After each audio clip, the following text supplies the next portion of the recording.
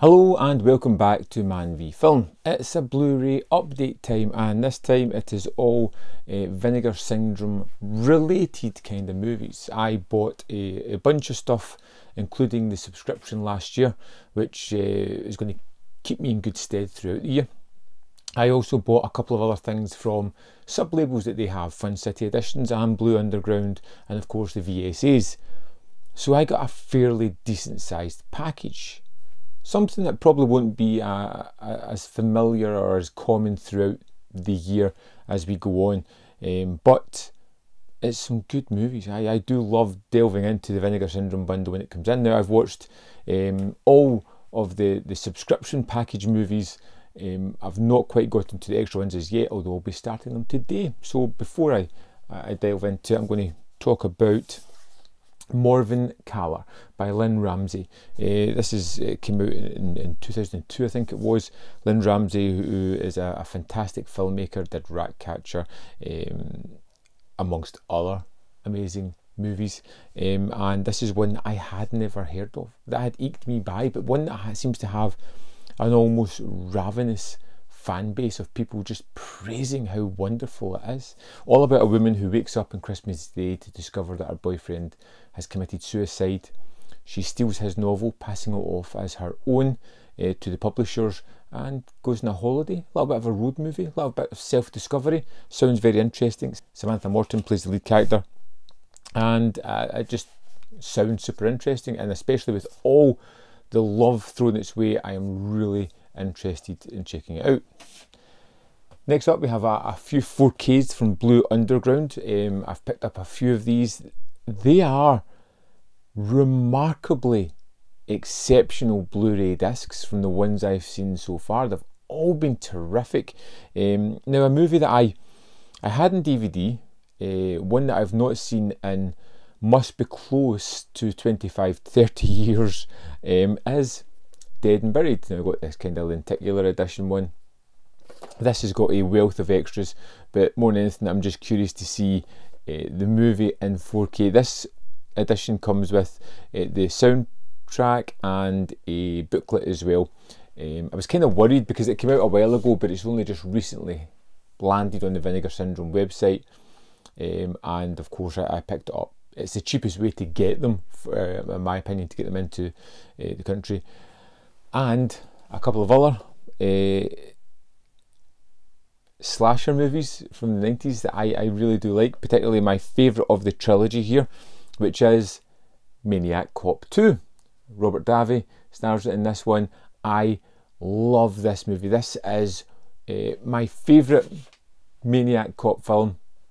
Can't wait to check out its 4K goodness as well. I wish they had the first one on the right, so I've still got my Arrow disc of that, so I'm probably going to do a video on all three movies at some point. And then we have Maniac Cop 3, Badge of Silence. Not a great movie, rounds out the kind of trilogy. It's okay, but I'm really looking forward to the audio commentary by director Alan Smithy in this one. You know, I've heard that's pretty interesting, pretty fun, pretty candid as well, which should be interesting. So yeah, that's some 4K discs I've picked up. The VSA for this month is a trauma movie, which depending on your perception of trauma movies is either a good thing or a bad thing. I am cautiously optimistic when it comes to them. I'm always a little worried when it's a trauma movie that I have never heard of before, and this is Fortress of America. I know nothing about it at all. It looks kind of cheap and not so good. This is one of those I'm not sure about movies. Could go either way on that one. Now jumping into the actual package of the subscription, the movies I got this time. Now I've watched them all, and I'm going to talk about them in my order of preference of what I liked. You've probably seen the reviews for the Forgotten Gialli movies already, but let's dive into, well, Collecting 2.0, as I've mentioned before in a video.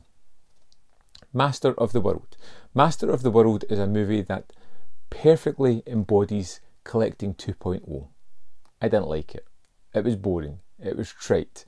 It was uninteresting. It is being sold. It is going to be one of the first ones to go into eBay immediately. This is a overly long movie about cavemen trying to survive and discovering such fantastic things as fire. Basically just battling against each other. It's not even interesting. I'll show you the back of the cover because it's probably the most interesting thing about the movie. This is an actual sequence. This thing here happens about an hour into the movie, which I thought it was going to take an uptick into something a little bit more fun and enjoyable, but no, not for me. Master of the World is probably one of the most tedious and boring Vinegar Syndrome movies I've ever seen, and I will be happy to send it on. The rest of the movies I can happily say that I really enjoyed. I really liked them. Next up we have Curfew, which is a really kind of interesting and fun home invasion movie. It's about two brothers in prison for a crime. They escape and decide to go after the judge, lawyers, anybody involved with the case, and they settle on the DA as the one man who they really want to torture. They've got him and his wife and their daughter, and they just abuse and torture them for the movie. It's rather tense and suspenseful. It's really well done. It was a movie that I really kind of liked, surprisingly, because I'd never heard of it before. But yeah, it's a keeper. Next up we have got the Forgotten Gialli Volume 4 set, including Arabella, the sister of Ursula, and The Killer is Still Among Us. Now I've done reviews for all three of these. If you haven't seen them on the channel, they'll be there somewhere. I love the Forgotten Gialli sets. There hasn't been a movie that I've downright disliked as yet. I think the closest one was Trauma at the first, which I just found a little bit tedious.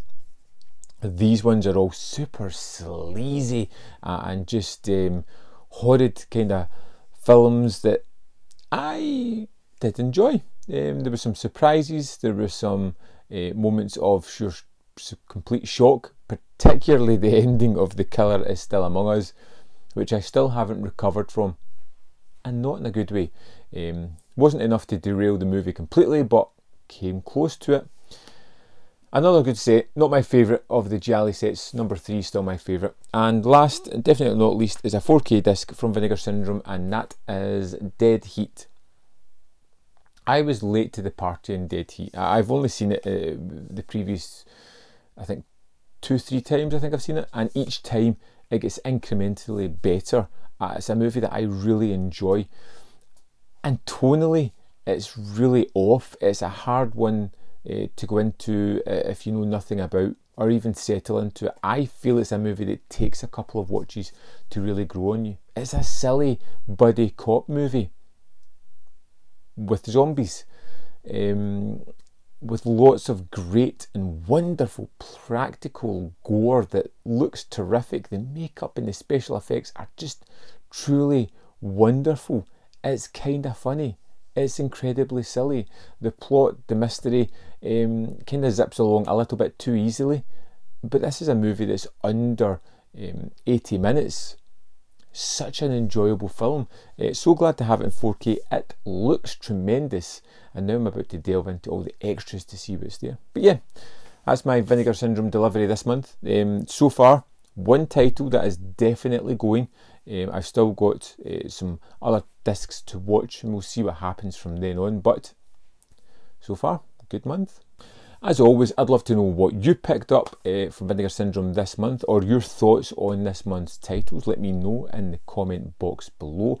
As always, there's other videos up here. You can see more of my stuff if you're interested. And just if you want to take a brief second and just click that like button just below this screen, that would do me the world of good and allow other people to discover the channel. And if you really want to go the extra supportive route, you can join the Patreon or the membership program for as little as 99p a month. Just as little as that, and that really helps out the channel. Thanks for watching, and I'll see you next time on ManVFilm.